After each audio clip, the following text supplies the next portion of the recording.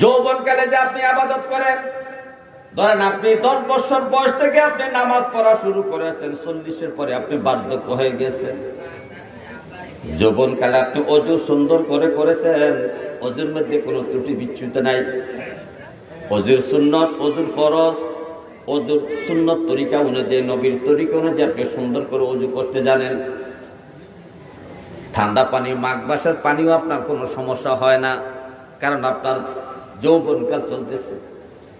যখন আপনি বৃদ্ধ হয়ে গেলেন, বার্ধক্যকালে চলে গেলেন, তখন আপনার ঠান্ডা সমস্যা হয়, ঠান্ডা পানিতে আপনি ভয় পান। ওযু করতে গেলে আপনার একটু পানির সমস্যা, ঠিক মতো ওযুর সময় পানিটা আপনি দিতে পারেন নাই।